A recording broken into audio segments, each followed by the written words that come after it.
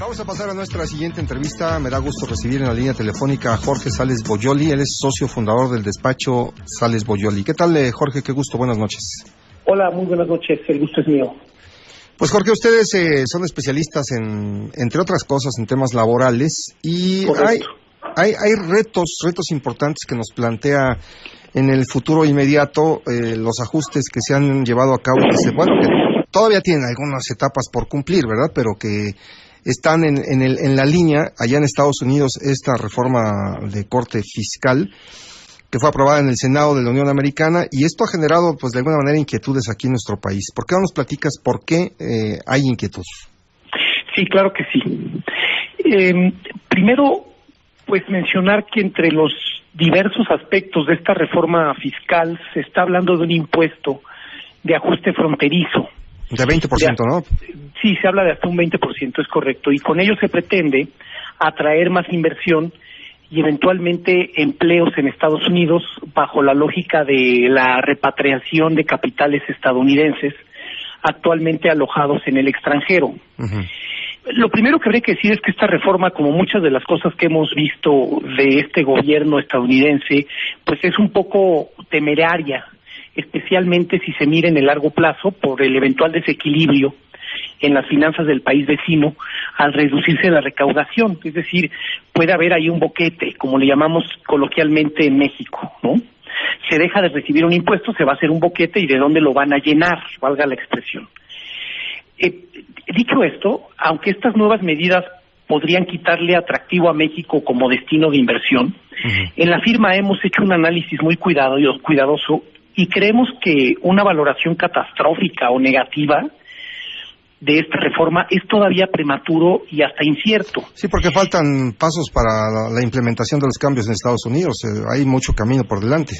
Esa es la primera razón. La segunda razón, bueno, si tú y yo estuviéramos teniendo esta conversación el viernes, antes de la publicación de este bestseller en Estados Unidos, pues sí, a lo mejor tendríamos otra opinión. Ya sabemos que esto cambia todo el tiempo. Sí. Tenemos a un vecino cambiante, ¿no? Esa es la segunda razón. Y luego la tercera razón que hemos encontrado en la firma es que los atractivos de inversión de México siguen siendo superiores, aun cuando esta reforma trascendente entrara en vigor. Algunos de estas ventajas de inversión que tiene México duelen. Por ejemplo, la polémica brecha salarial que tenemos entre ambos países. Sí. Aun cuando se están haciendo esfuerzos por cerrar esa brecha salarial, seguimos teniendo una gran ventaja competitiva, insisto, dolorosa, pero que sigue siendo atractiva en México comparado con Estados Unidos. Pagamos más o menos 700% menos veces el salario en México que en Estados Unidos, y competir con eso está difícil. Uh-huh. Aunque particularmente Canadá ha planteado este tema, ponerlo en la mesa en la renegociación del Tratado de Libre Comercio. Efectivamente, nosotros vemos más delicado, por ejemplo, una evolución desfavorable en el proceso de la negociación del Telecán. Vemos también delicado la volatilidad asociada al proceso electoral del 2018 o un escenario político postelectoral que pueda afectar la economía. Vemos con más cuidado eso que el hecho aislado de la reforma fiscal de la que estamos hablando. Y el otro punto a favor que vemos como ventaja competitiva desde el punto de vista laboral en México es esta paz laboral sindical también tan polémica y que ha sido materia de algo que en la firma hemos llamado dumping laboral, ¿no? Hemos también construido en México mucho a través de los pactos políticos con los sindicatos, y eso en este sexenio ha evitado significativamente el estallamiento de huelgas, y tenemos una paz laboral a base de negociaciones muy sensibles y muy frágiles en algunos casos con los sindicatos a través de pactos y acuerdos políticos. Sin embargo, son ventajas que, vistas junto con la complejidad que tiene para el propio vecino del norte la reforma fiscal, uh-huh, nos parece que entonces no tiene por qué haber signos catastróficos desde el punto de vista laboral y ni siquiera negativos. Sí vemos una gran oportunidad, Francisco. La gran oportunidad que vemos para la planta laboral mexicana es: hay que fortalecer la competitividad, hay que amarrar incentivos fiscales e incentivos laborales de sueldos y de bonos a la competitividad, uh-huh, y hay que modernizar la planta productiva. No hay que perder de vista, tampoco hay que ser ingenuos, que la economía de Estados Unidos tiene la tasa de desempleo más baja en los últimos 17 años y una inflación menor a la meta. Entonces, tampoco podemos ser ingenuos y hay que aprovechar este periodo de ajustes que estamos viviendo de un escenario económico complejo para trabajar con la competitividad, para modernizar la planta productiva, para seguir trabajando con la informalidad, ¿no?, que sigue siendo este lastre, no obstante que se han hecho esfuerzos notables en este gobierno por afiliar a más personas al IMSS, lo que hace presumir cierta formalidad. Creo que es por ahí por donde se tiene que trabajar, más que en pensar que toda la maquila se va a regresar corriendo a Estados Unidos. Sí, que esa era una preocupación, justamente el tema de las maquiladoras. Ahora, por otra parte, Jorge, pues hay que también hablar en términos de la competitividad del país.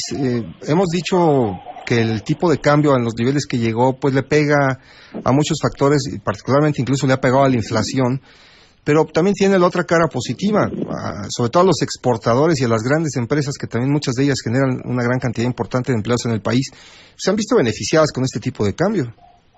Sí, sin duda. Pensaba yo cuando veía estos fenómenos del cierre de año y de este intempestivo inicio de año por diversas razones, pensaba yo en aquello que se empezaba a decir en enero del año pasado, que ya parece lejano, cuando aquel gasolinazo. Se hablaba también de este comportamiento que tuvo el dólar, bastante errático. Recordarás que superamos los 20 pesos. Y entonces se empezó a hablar no de devaluación, porque es una palabra que siempre causa cierto escozor, pero se habló de la apreciación de la moneda, ¿te acuerdas? Y entonces el argumento con el que se salió a los medios fue decir, es una gran oportunidad para exportar, para salir a los mercados. Depreciación más bien, ¿verdad? Sí, depreciación, perdona. Y entonces habló de cómo se depreciaba y que había que salir y aprovechar esto como una ventaja competitiva. Yo creo que ahora en un entorno económico tan complejo como el que estamos viendo, vale la pena traer a cuento ese mismo enfoque, ¿verdad? Verlo desde una lógica de oportunidad y darle su justa dimensión a esta trascendente reforma, ¿no? Pues Jorge, en conclusión diríamos, no hay por qué apanicarnos. Correcto. Sí hay que tomar cartas en el asunto, tampoco hay que cruzarnos de brazos, hay que estar preparados y hacer la tarea cada quien en su trinchera, pero simplemente todavía no es un hecho lo que se está presentando en Estados Unidos al 100%, faltan algunas etapas. Hay que verlo, está en el tintero y está en la agenda.